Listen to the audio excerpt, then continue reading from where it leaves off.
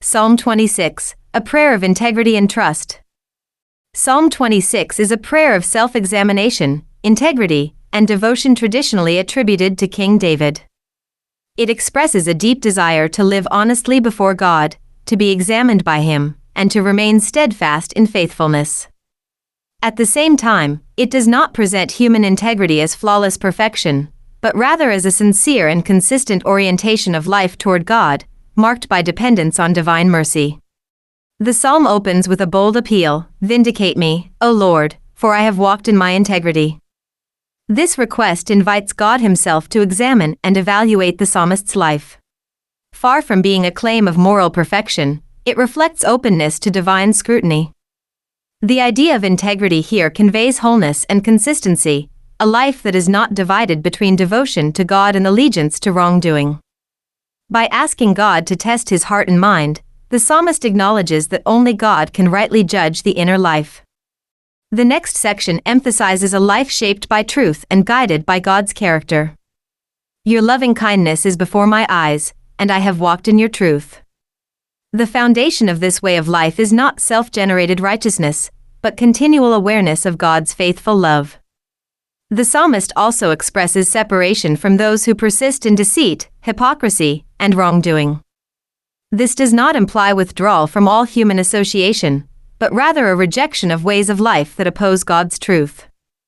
The emphasis is on moral direction and allegiance rather than isolation.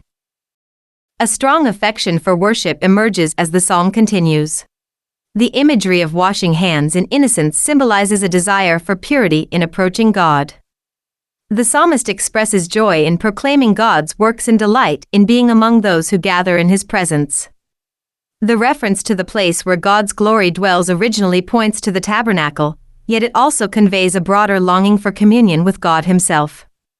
Worship is portrayed not as obligation but as joy-filled participation in God's presence and praise.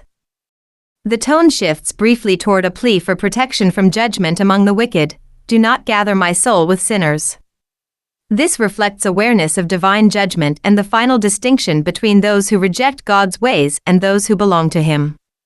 The concern is not avoidance of all contact with wrongdoing people, but rather separation from their ultimate fate and way of life.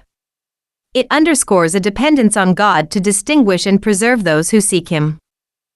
The psalm concludes with a combination of personal commitment and appeal for divine mercy. "But as for me, I will walk in my integrity, redeem me and be merciful to me." Here, human responsibility and divine grace stand side by side. The psalmist commits to a life of integrity while simultaneously acknowledging the need for redemption and mercy. Stability is described in the final verse as standing on level ground, suggesting security and confidence in God's sustaining presence. Overall, Psalm 26 presents a life oriented toward sincerity before God, shaped by truth, devotion, and worship, while still fully dependent on divine mercy.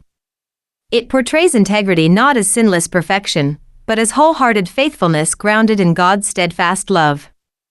This ultimately points beyond human effort to the perfect righteousness found in Jesus Christ, through whom believers are accepted before God and empowered to live transformed lives.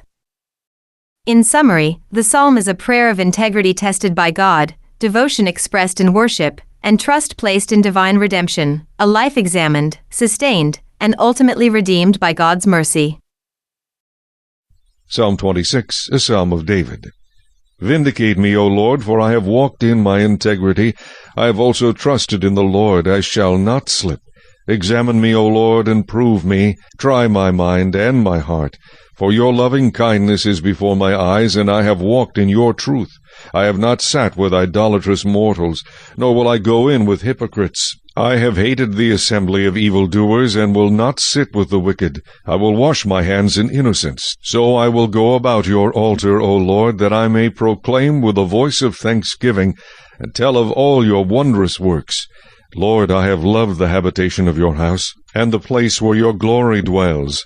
Do not gather my soul with sinners, nor my life with bloodthirsty men, in whose hands is a sinister scheme, and whose right hand is full of bribes. But as for me, I will walk in my integrity. Redeem me and be merciful to me. My foot stands in an even place. In the congregations I will bless the Lord.